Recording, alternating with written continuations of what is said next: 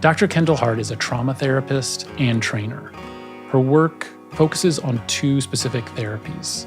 The first is EMDR, which stands for Eye Movement Desensitization and Reprocessing. The second is IFS, or Internal Family Systems. Now, I've had some profound experiences with both EMDR and IFS in my own life, so I was eager to talk to Kendhal to better understand what's going on with these unique separate systems and to understand what is so effective about integrating them both together. I hope you enjoy this conversation. Here it is. Let me ask you this. How long have you been doing this work in therapy? And then specifically, when did EMDR and IFS come into play? I assume there's multiple timelines there. So could you explain that? Sure. So I graduated with my master's degree in 2008. And then pretty quickly after that, went to work in community mental health. And I was an intern. They called us interns at that time. Now they say associates. But when I was an intern, I heard about EMDR. Really didn't know what it was, but like a coworker said they were going to the training. So I started doing some Googling and signed up for the training. The place that I worked, they gave us like $1,500 or something like that for continuing education. And so I was like, I'm just going to cash it all out and then some and go to EMDR basic training. So I did. It was really overwhelming to me. I think I just wasn't clinically where I needed to be to like take in that content and really make sense of it. So it took me a while to really start practicing it. I did not use my EMDR training for about a year. After I got trained, I was scared. I tend to run anxious, like just as a person. So I had so much anxiety about like doing it wrong and messing it up and hurting a client and looking like an idiot. Like if I tried to use it with a client and it didn't go well. And I didn't really have like skills of if it doesn't go well, like what do you do? Didn't really have any of that. So didn't use it for a while. And then I decided I really wanted to go into private practice. So that came to me with like, all right, well, you need to figure out how to do EMDR then, because that's like a tangible thing that you can offer your clients. So I finally just like bit the bullet and said, I'm going to start practicing this with my clients. So I think I was trained in 2010, I believe. And then like a year later, started using it with my clients and it worked just like, of course it does. Just like all the research says that it does. It did what all the research said it was going to do. So it went really well. And then I didn't get trained in IFS until 2020. So it was about 10 years that I was really just an EMDR therapist. And throughout the time of being an EMDR therapist, I would go to consultation periodically and just kind of like enhanced my skills, did some continuing education around that.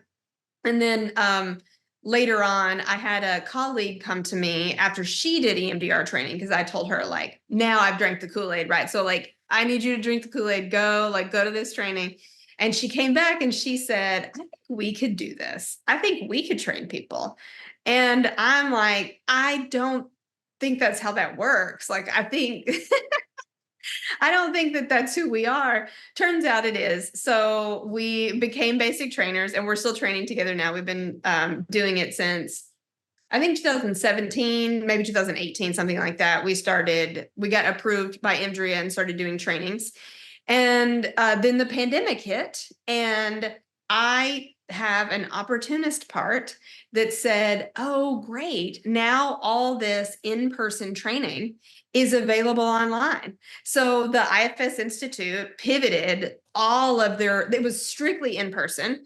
They pivoted everything online because they had to, just like we all did. And I was in the first fully online cohort that the IFS Institute offered. And I got in, this was pre-lottery. So it was right before the lottery, like amped up.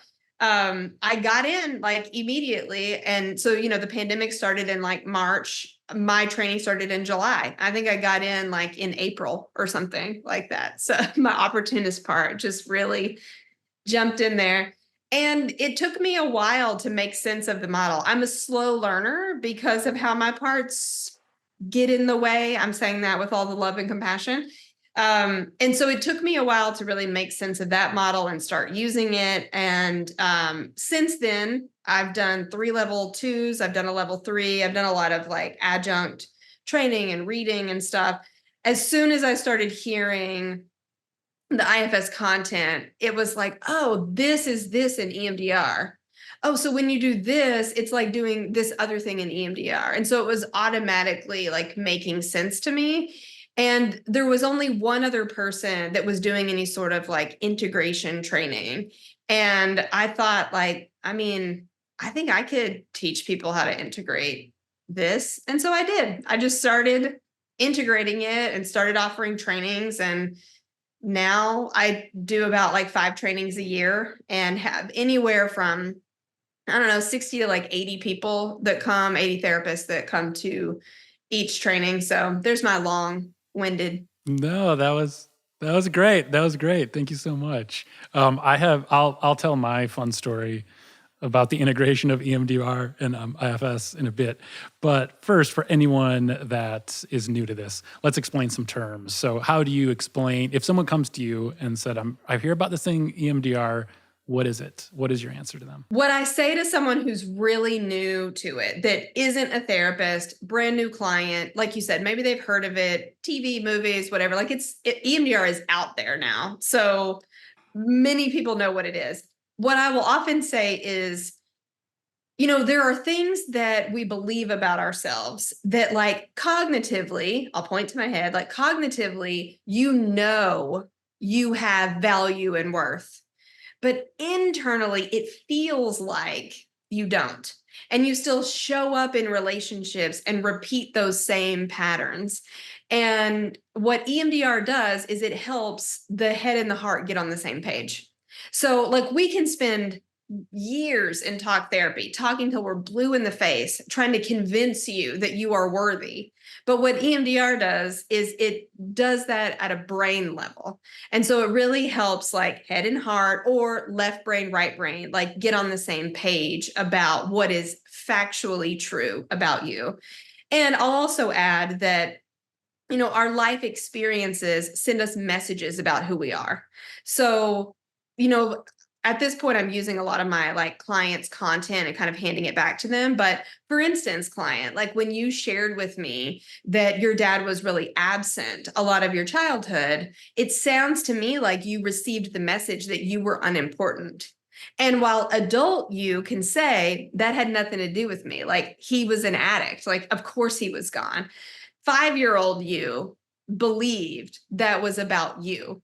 And so what EMDR does is help us move away from these maladaptive or unhealthy beliefs, or these beliefs that aren't serving us anymore, and move toward integrating what pointing to your head again, what to be true about you present day. That's the best I can do for an elevator speech. No, that's a very eloquent and beautiful way to put it. I know I would echo.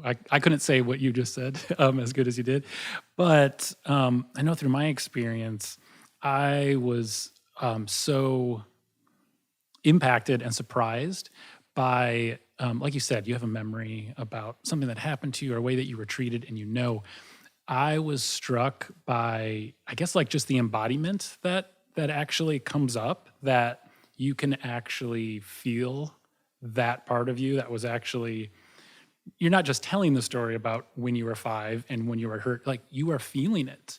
And then there's this realization of, oh, like there's some grief here, or there's like some feelings here that I really haven't let like come out or work through.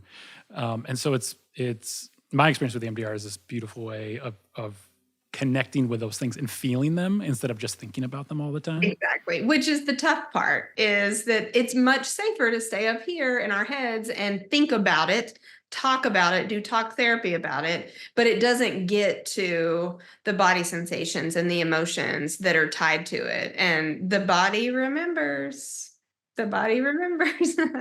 I mean, one of the go-tos is like, if you smell a cologne or a perfume from a former partner, aren't you immediately catapulted back there? Or like your grandmother's perfume or scent, I think is like one of the biggest ones. But even if you go into a certain body position, when I was a child in like grade school, we would play this game called Heads Down, 7 Up. I think it was called 7 Up. And you would put your head down across your arm and you would hold your thumb up. And there was this, a kid would go around and like, I don't know, put somebody's thumb down. I actually don't remember how the game worked. But I was sitting at my dining table and I leaned my head down in that same position. And immediately my body was like catapulted back into third grade or fourth grade or something like that. And I had that memory come up that I hadn't thought about in forever. Like I'm sitting here saying, I don't even remember the rules of the game, but it was my body position that I had been in for so many times in grade school that memory just like flashed, like came to my mind. So it's stuff like that where deja vu, I think is kind of similar, where it's like, I feel like I've done this before or been here. Like your body's kind of telling you that. So yeah, just kind of a silly example.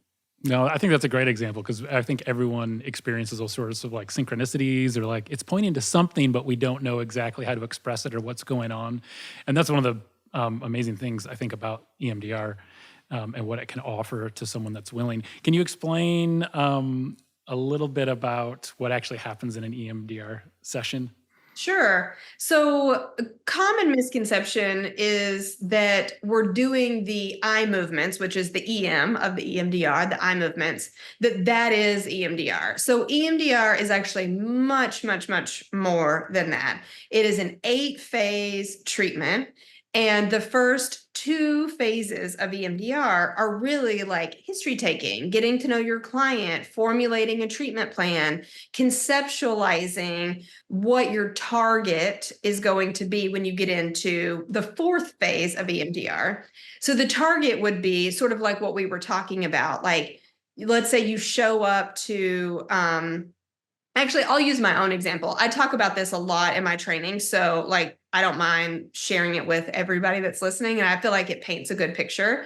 So some of the example I was using a few minutes ago is my own. My father was an addict for the vast majority of my childhood. I don't have a relationship with him now, so I don't know. He could still be an addict. I don't know. So he was absent a lot, as people that struggle with addictions tend to be. They're emotionally unavailable and they're gone a lot because they're sourcing whatever the drug is. So he was absent a lot. And the message that was sent to me as a child inadvertently was, I'm unimportant and I don't matter. And so I have a few different memories that I have worked through in EMDR that illustrate, that pair up with that negative belief that I have about myself, that I'm unimportant. So I'll share one of them is my sister and I were very close in age. We one morning were talking about like we love playing Barbies. So we really wanted these Barbies. We lived in a very, very, very small town, like 800 people or something, very small town. And my dad worked in the city, like an hour away. So when he was in the city, we wanted him to bring us these Barbies home. Now, we grew up in poverty. Like there wasn't money for Barbies, but we didn't really understand that. So he went to work and he told us that morning, like, yes, I'll bring you the Barbies. So he shows up late into the evening and he did not have the Barbies. And that's just one memory of an example where he said he was going to do something and then he did not show up and follow through, where the message was sent to me, I don't matter. Now, as an adult, as a parent, I can now look back on that and say, he probably wanted me to shut up. He was probably trying to get out the door. He's dealing with all of his own stuff. And he finally just said, fine, fine, fine. Like, I'll get them for you. But you can hear, like, that's cognitive me answering that and saying, this is what he was probably trying to do now that I can look through this different lens. But when I was, I don't know, let's call 7, 8 years old, something like that, like it communicated to me that I didn't matter to him. And so that's an example of something we could target in EMDR. So the I don't matter or I'm unimportant belief that I had about myself for a really long time showed up in every area of my life. I didn't apply for promotions. I dated inappropriate people. I stayed and overstayed in relationships where I wasn't being validated and valued because I believed I didn't matter and that I wasn't important. And then introduced my overachieving part that was really trying to make up for and prove that I matter. So that is me showing up to therapy 10 whatever years ago saying like, I've got something going on here. I don't know what it is, but like, I want to figure it out. And so that became EMDR target material. So that happens in phase 1 of EMDR, and that could go on for session after session after session, or it could happen pretty quickly. It could happen in 1 or 2 sessions. Phase 2 is resourcing to make sure that the client is like ready to do some trauma work. And readiness isn't about your value or that there's something wrong with you, that you're not ready to like do trauma work. It just is what it is. And some people need a little bit more work prepping for the trauma work than other people do. So it just kind of depends on what you've been through. Then we move into phase 3 and 4, which they're always together. And that's where we're doing the trauma work. So you would call up the memory. So for me, it would be this memory of expecting my dad to bring me this gift home and he fails to do it yet again. That's just one example of many experiences. And so then we ask certain questions. What's the image that comes to mind when you think about that memory? For me, I'm sitting in my living room of the house that I grew up in, and we're playing with our Barbies, me and my sister, and we're excited that our dad's going to come home and bring us this like Dr. Barbie and whatever. I can't remember what she wanted, but for me, it was a Dr. Barbie. He's going to bring me this Dr. Barbie and we're going to be able to play with it. And I'm so excited. So we've got the target memory. We have what image comes up. Then we're looking at the cognitions, which we already know from phase 1 is I'm unimportant. And then we're looking at what emotions are you experiencing as you're calling up this memory. So you can already hear some of mine. Like I felt excitement, but then I felt a lot of disappointment and let down whenever he showed up and didn't have them. And I was really sad. Okay, so what body sensations are you noticing? I feel it in the pit of my stomach. So we're calling all that up, and that's where we're going to start the bilateral stimulation. And that can be eye movements. That can be the client self-administering tapping on themselves. It can be pulsers you hold in your hand, headphones that alternate a beeping noise or various different noises. And then the therapist takes a back seat in this process, and they start asking, what are you noticing? And then it's lots of silence while you in your own brain and nervous system are doing a lot of free association. We're just letting your brain go wherever it's going to go. And we're trusting the process that your brain's going to take us where it needs to go because your brain and your nervous system know what needs to happen. And as the therapist, we're guiding the process, or we're providing like the structure of the process and holding space for you while you work through whatever it is that's coming up. And then once we get through that and there's no more charge, like there's a rating scale 0 to 10, like how disturbing would you rate that memory? Once that gets to a 0, then we're able to move on to the other phases of the 8-phase modality of EMDR. But that's kind of the condensed version of what it's like to have an EMDR, multiple EMDR sessions. Sure. And what is it about the bilateral stimulation that works? What do we know is going on that allows us to access these things? Yes. So that's the question, the $1,000,000 question. And what I will say is, like, for a long time, the research supported the bilateral stimulation enhanced the work that you were doing in EMDR. Because, I mean, if you think about it, you could do all of this and just not do the tapping. And that's more like mindfulness. You know, there's a mindfulness element to it of calling it up and noticing it and noticing what's happening in your body. And you can do all that without the bilateral. There's research to support that the bilateral stimulation enhances the outcomes. And so then the question becomes, well, now, like, what is it doing in the brain, in the nervous system, whatever?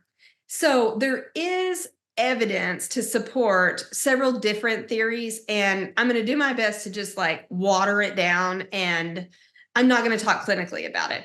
Sure. Essentially what happens is in our brain, we have this clearinghouse that all sensory information comes into. And the clearinghouse part of our brain decides what to do with that information. And it's doing it quick, like milliseconds, you know how fast the brain is processing. So if something happens, like say something falls off my shelf over here, like my brain is going to cause me to respond and look at and then immediately determine, is there a threat? Like, does this need to go to fight or flight? Oh, sorry, my phone started ringing. Does this need to go to the fight or flight, like back portion of the brain where we need to do something right here and right now, run, freeze, like hide, fight back, like what is it that we need to do? Or did a book just fall off a shelf and there's no threat and like we need to move on with our life? And if that is deemed to be the case, then the body is supposed to relax and like discharge that sudden jolt of energy that came. However, in clients that have and people that experience PTSD as a result of traumatic life experiences, the clearinghouse part of our brain overreacts. And so I might hear a noise and my brain says, fight, flight, now, get out of here. When it was something simple, it was a car backfiring, it was a book falling off a shelf. But to me, to my PTSD system, it feels like it's much more than that.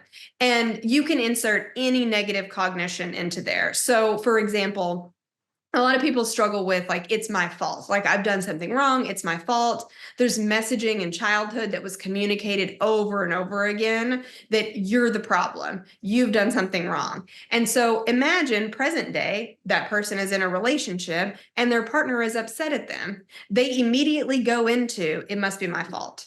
I must have done something. And then it's, are you mad at me? What did I do? How can I be better? How can I prevent this from happening again? The anxiety amps up, but that worsens the relationship because like you can hear the negativity that's poured in there and just imagine the back and forth there. And that again is something we can work on in therapy and EMDR to help your brain re-regulate. And so part of what the bilateral stimulation is doing is there's something called the orienting response that happens in our brain, that when we call something up in our nervous system and then we receive the bilateral stimulation, it's helping the brain to restructure the way that it's responding to stimuli. And so it is helping to desensitize, which is the D in EMDR, to desensitize what is happening in our nervous system and in our brain so that we're not responding to the same like triggers, if you will, quote unquote triggers. And so we're not getting like activated by the same things. And so again, using the same examples, like for somebody that's been to war, I've worked with a lot of those clients, they come back and their nervous system is real sensitive to loud noises.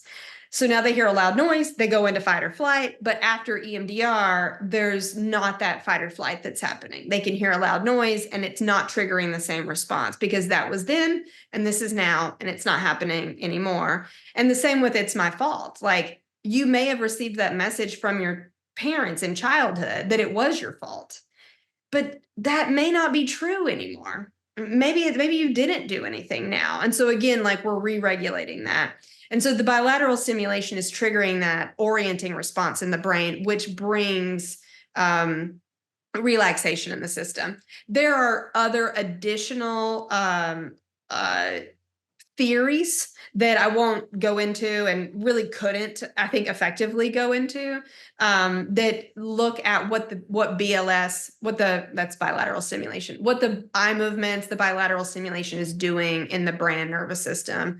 I remember someone kind of giving me a simple explanation one time that it's kind of the bilateral part is a little bit like giving your thinking brain something to do so that the rest of you can actually process things, because the mind just stays so busy and can get so distracting and change so much. You mentioned PTSD earlier, and I thought it would be helpful to mention like my own experience. The first time I heard about EMDR was with a friend. It was probably like 10 years ago, and they were going through some significant trauma, abuse even in their lives. And I guess I wanted to say, because I first understood EMDR through that lens, when I started to get curious, there was this voice that came up that was saying to me, well, you haven't really experienced anything like they did. So that's not for you, And when you throw around PTSD, I think we all kind of, a picture comes up that's pretty strong. And if you haven't experienced something that's severe, then maybe your mind will do what I did, where it's like I kind of brushed off that's not me. And then at some point I came across a really simple definition of trauma, that trauma is really anything that's stuck inside us. It could be this quote unquote smallest thing, like some of the instances that we're talking about. But those things that are stuck in us can really have profound impacts in our lives. And over time, they gain momentum. And it's why, why midlife crises exist. It's why, like, at some point, these things, I guess, have to be accounted for, because they're no longer unnoticed. You just can't push them down anymore. Right. Yeah. I always say that life is traumatic. It is. Like, if you have lived a life, you have experienced trauma. We have all collectively been through a pandemic. And some of us were much more heavily impacted than others, but we were all impacted to some degree or another, even if it was just watching the impact to other people. Like, that is that can be very overwhelming. But life is traumatic. If you've ever experienced letdown, or somebody near you, even not close to you, but like just in your family, has died, if your bike has been stolen, if anybody's ever broken into your house, like if you've had a pet that died, like, it doesn't have to be severe abuse, neglect, severe war trauma. I mean, yes, EMDR does help with all of that, but it also helps with somebody in one of my trainings used the term pumpkin spice problems, which is just like it, but it's still a problem, like, just because it's pumpkin spice flavored and it's not as intense as maybe what somebody else has gone through, doesn't mean that you can't benefit from disconnecting from or unburdening from a belief that isn't serving you any longer. Right. Okay, so let's jump into IFS. Can you give us a summary on IFS? So if I was talking to someone who has never heard of IFS, and I'm just trying to introduce the concepts, I would start by saying, we all have this internal wisdom that in IFS they call self-energy, but in many different cultures and religions, and they call it something different. But it is this inner knowing, this balanced, wise-minded kind of view of ourselves and the world. And it takes into account everything, our thoughts and our feelings and our body sensations and our gut intuition and like all of these things. And that is this inner, again, like wisdom, knowing, self energy is what they call it in IFS. And I do like to comment on, like, self is not new. Like, the idea of self energy, that's not new to us. It's existed in various different cultures and religions for a very, very long time by a different name. And in IFS, we call it self energy. So we all have this in us, and that wants to be the thing in the driver's seat. But as a result of our lived experiences, and I don't necessarily say traumatic experiences, but like that is true for some people, as a result of our lived experiences, there are different parts of us that end up in extreme roles because of what we have lived through. And my parts are going to be different than yours because of, obviously we've lived different lives.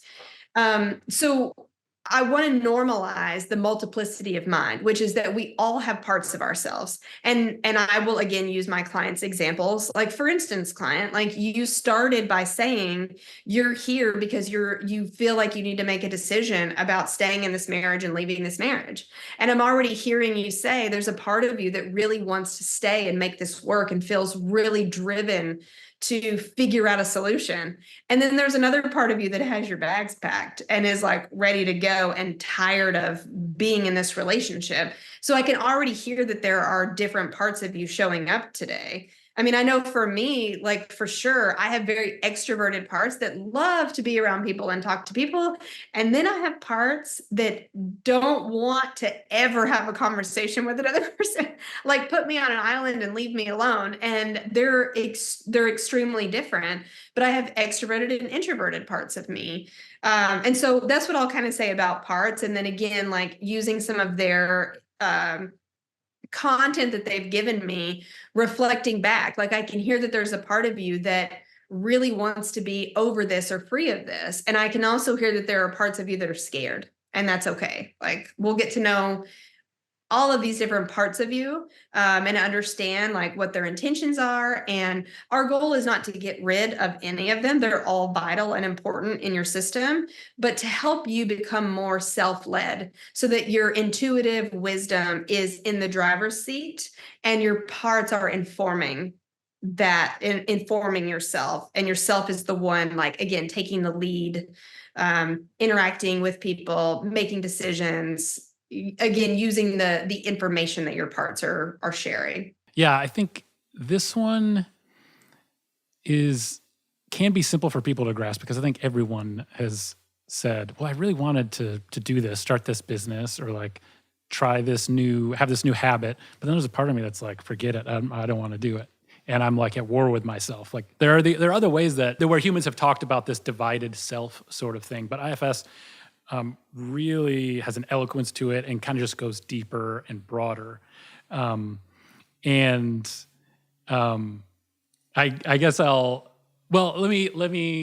me ask, you laid out with EMDR kind of like the process.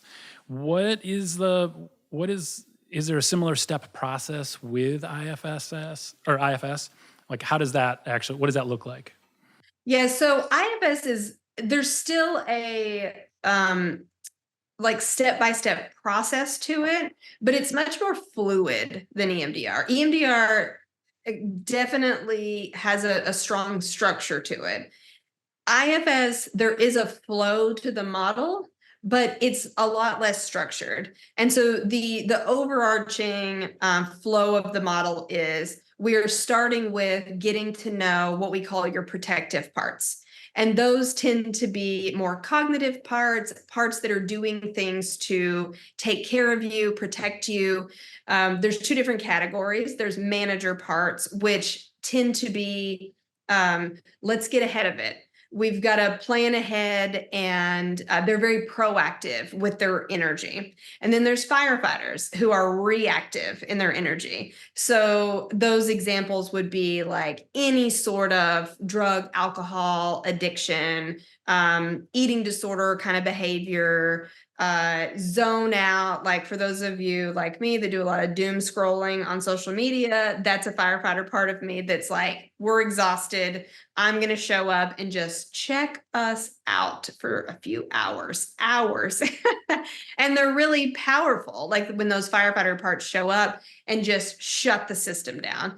Their goal is to re-regulate, but they tend to overshoot that, and they'll send us into a shutdown, like numb, zoned out kind of state. So those are our protective parts. We're going to start getting to know them. IFS is a very permission focused model, whereas EMDR tends to just like drill straight into the heart of the matter and like go for it without overtly asking permission. IFS is the opposite there. It's very much like we get permission from every single part, like one layer after the next, after the next, after the next. And we're not going to a wound. Like we're not going to be working with the example that I gave before, like my younger part that felt unwanted or unimportant or didn't matter. Like we're not rushing to that part. Whereas in EMDR, it does feel a bit more like, oh, we see it there. Let's get that part and let's give it some healing. With IFS, like we do want to bring healing to that part, but only if your protective system is on board with that. And so we're going to start with the protective system to get to know them, get permission and buy-in from those parts, and eventually bring some healing to the wounds that exist in the system. So it can feel like it might move. Maybe let me say this. It can sound like it might move slower, but it actually doesn't. I would say they move at a similar pace. It's just about the pathway that we're taking to get there. So in IFS, it's like we're starting the journey and then we're taking a detour to get to know a protective part of you. And then we're going to continue the journey, take a detour, and get to know another protective part of you, or side quests. That's what I've started calling them. We're going to do some side quests to get to know your protective parts. And eventually, our main quest is going to lead us to what we call an exile or a wounded part, typically a really young part of your system holding a burden. A burden might be like, it's my fault, I'm unimportant. Like, it's the same language. It's just in IFS, they call it the burden or the wound held by an exiled part. In EMDR, we're not really using that language. So, that's the main quest, but we do a bunch of side quests to get to the exile.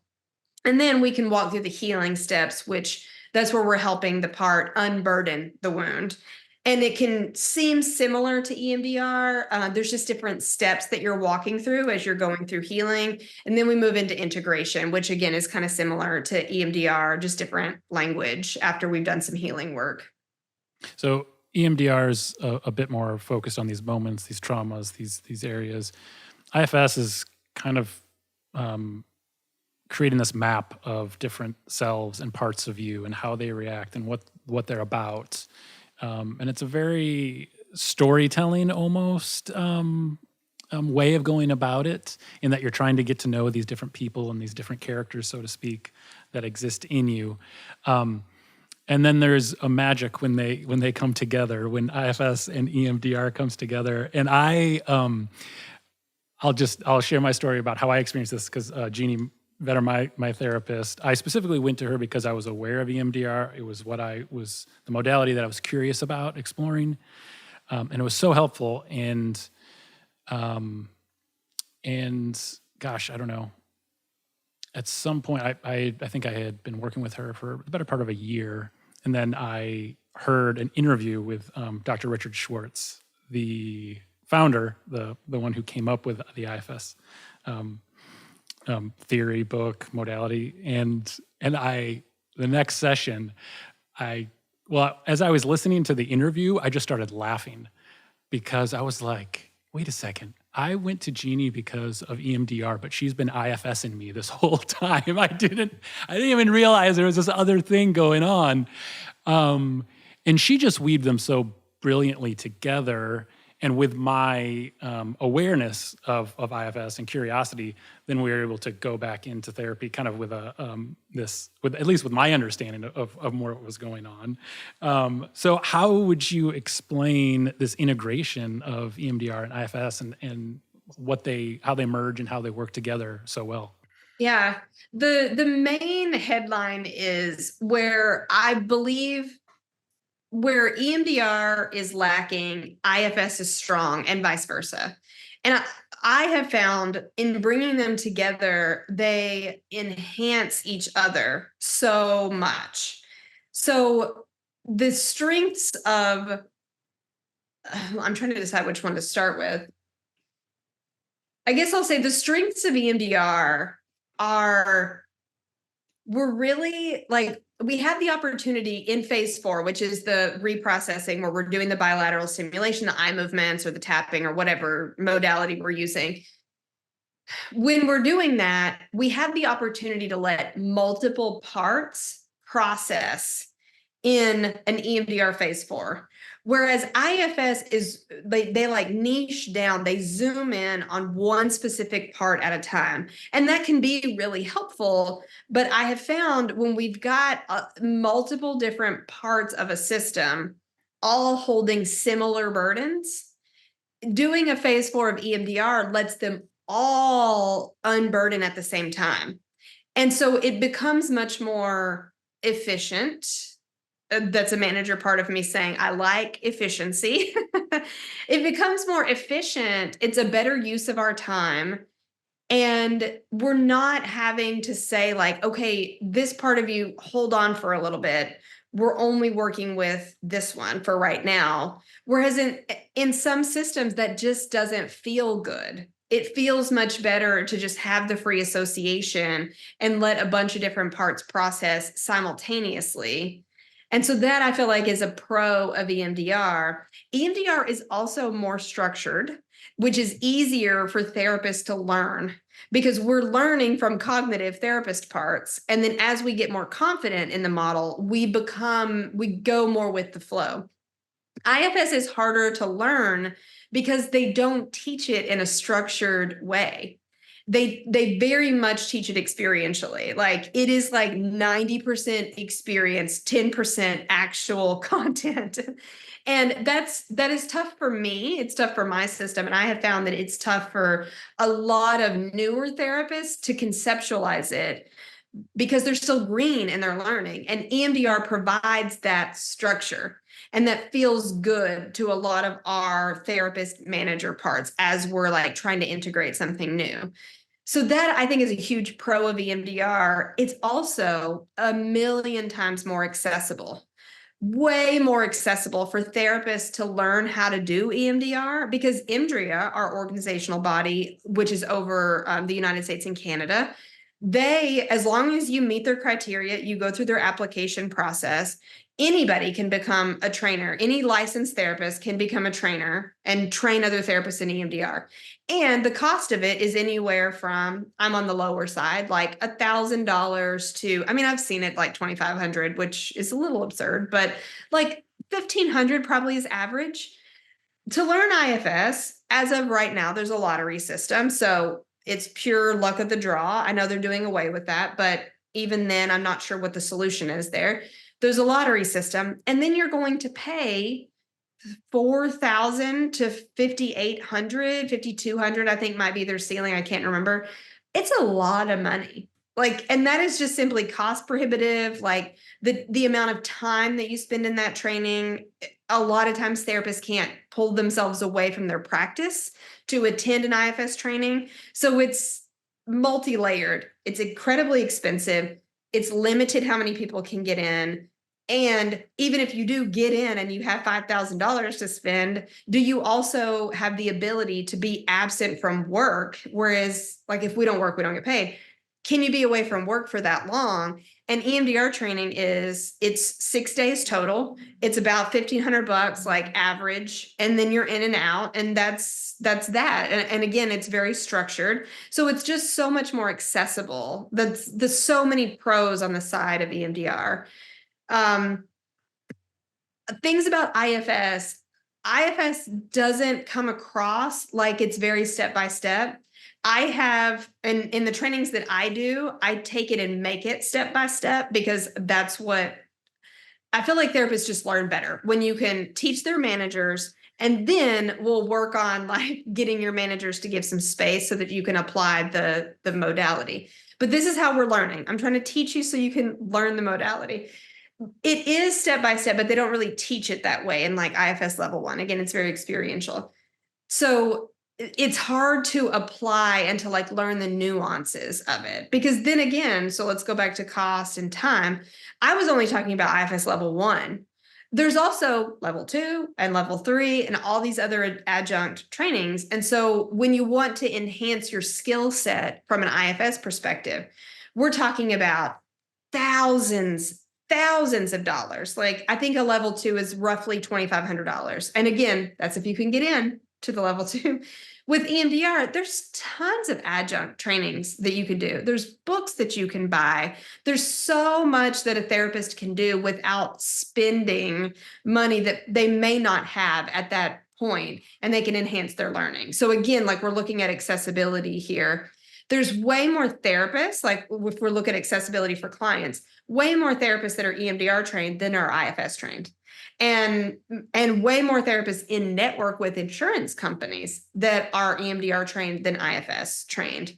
So that also makes EMDR much more accessible to the general public than IFS. So there's that whole element of it as well. Going back to the actual like benefits of the modality, IFS provides a way to work with blocks, or in IFS language, it's your protective system.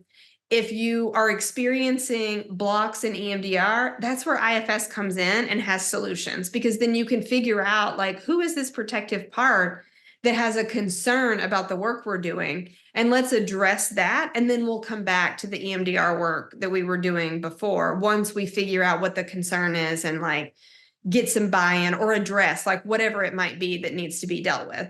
I think one of the biggest benefits to me in learning IFS has been I can work with a well-defended and protected system.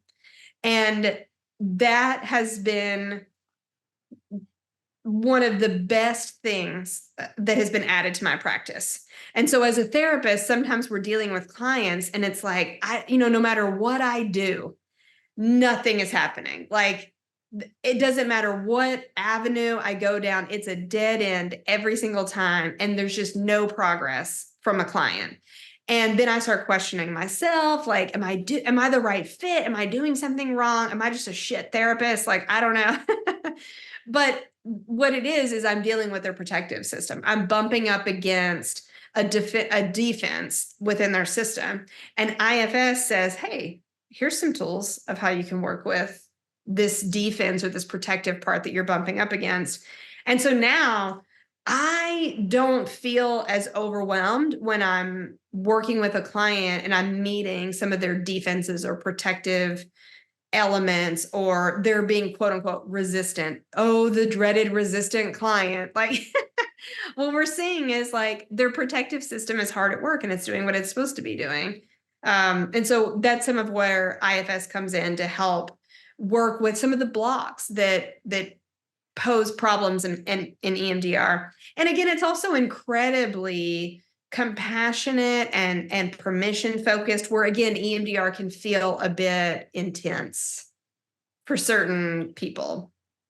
Sure, sure. I mean, both avenues, both offerings really seem to transcend just the mind and get into your body. And are there? It's integrating like the understanding, the knowledge that we have in our cognitive mind, but also the knowledge that we have in our mind, in our body, in such a powerful way.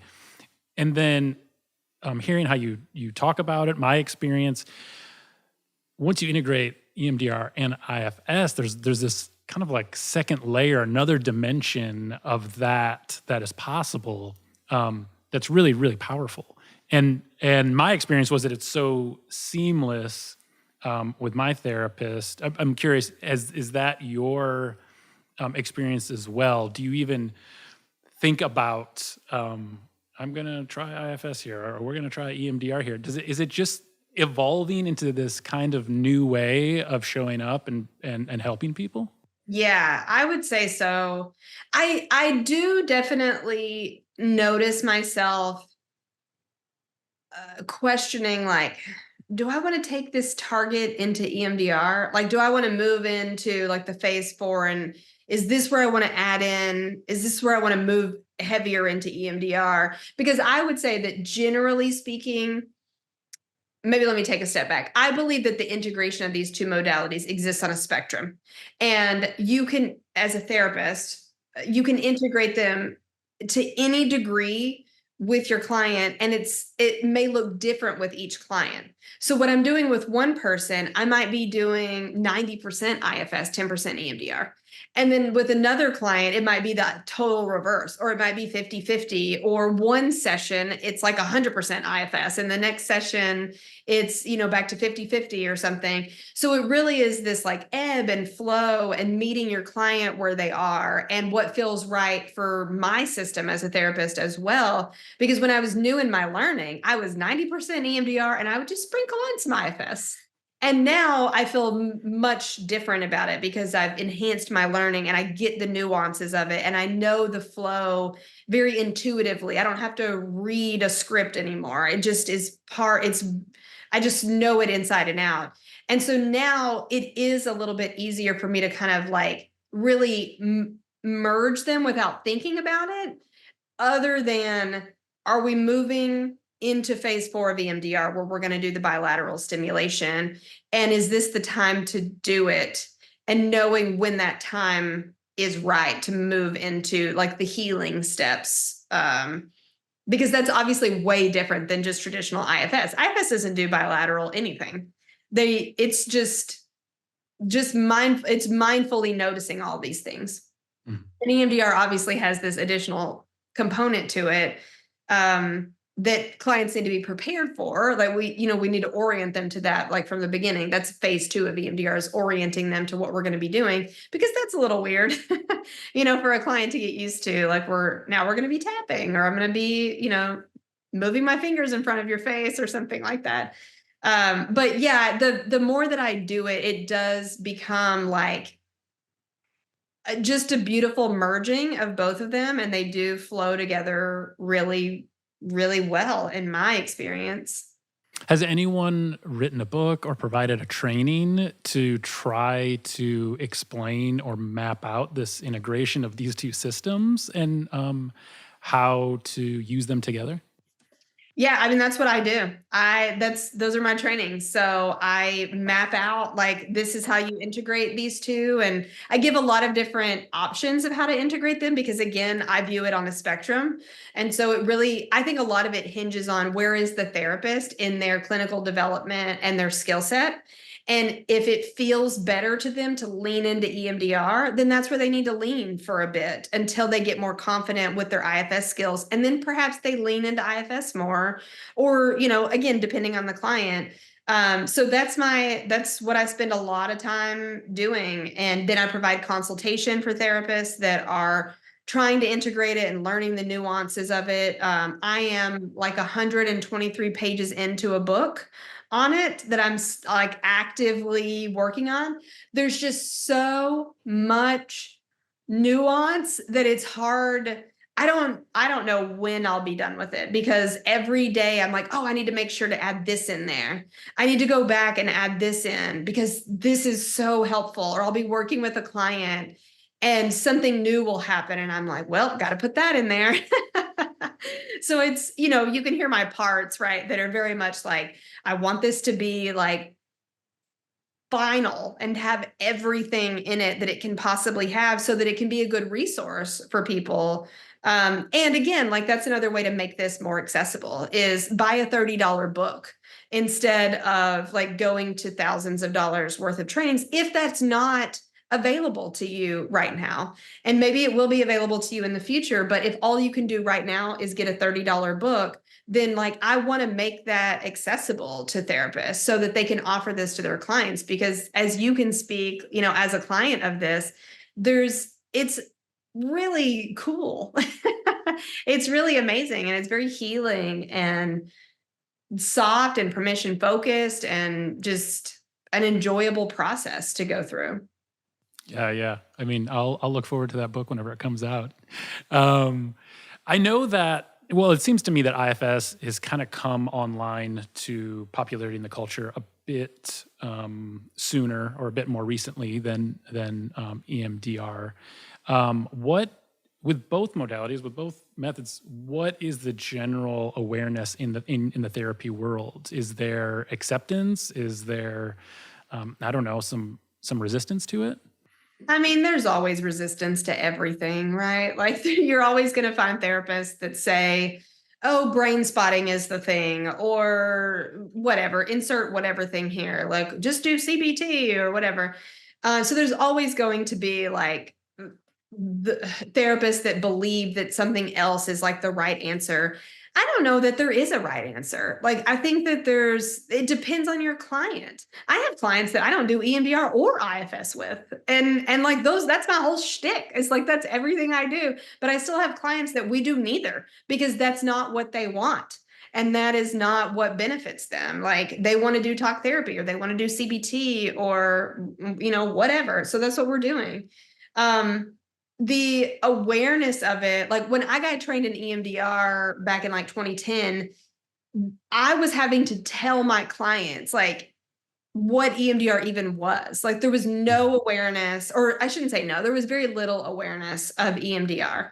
In the last like 5 to 7 years, maybe 5 years, suddenly now everyone's aware. And I mean, I think a lot of it is social media, and there have been celebrities that have come out and talked about like their experience. And so it's very mainstream now. And another benefit of EMDR is it's been around since the late 80s. Like the first study I think Francine Shapiro did was 87 or 89, something like that. So it's got 30 years of research behind it. There's so much research behind EMDR. Like you couldn't get through all of it. Like if you sat down and tried to read all of it in your lifetime, I just don't know that you'd be able to get through it. There's so much research to support the efficacy of it. And so there's that benefit to it. With IFS, in the last 2 years, probably, it's amped up in popularity. And I think that's where their lottery system came from. Because when I started the training, again, I just like went to the website and was like, yeah, I just scrolled dates and was like, yeah, this one looks good. This one works with my schedule. Let me register for this. That would never happen. That can't happen right now. Like that's LOL. That's crazy talk. And so it wasn't a big thing, even just in 2020, like 3.5, 4 years ago, whatever it would be at this point. But in the last couple of years, it's taken on, like there's just so much more awareness about it.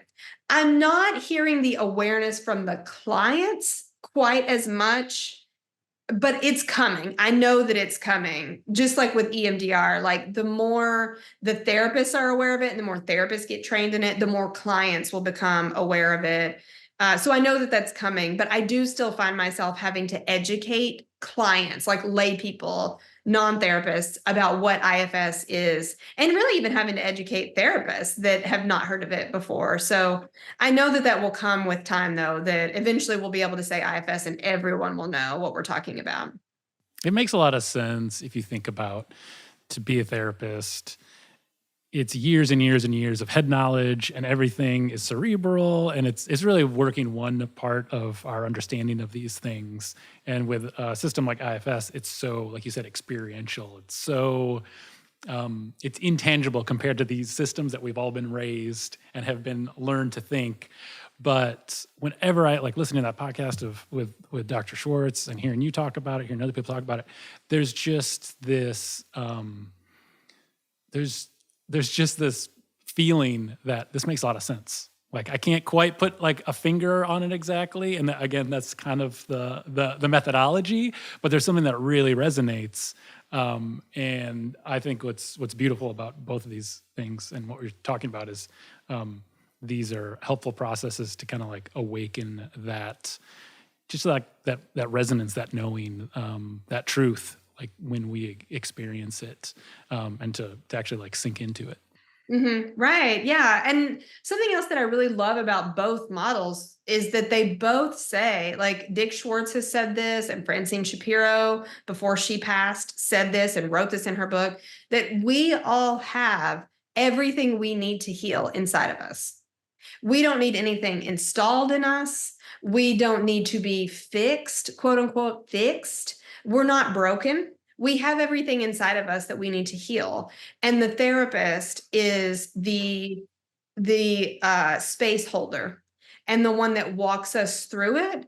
But it's all about what's in your internal system. And I know for some people, they're like, I don't though. Like I don't have everything that I need to heal.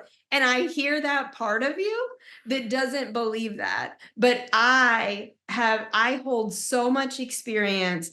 And so, I mean, clients are flashing through my head right now of they said the exact same thing. I don't have it. And I need you to tell me what it is. And like, I need you to fix this and help me fix this. I don't know how to fix this thing.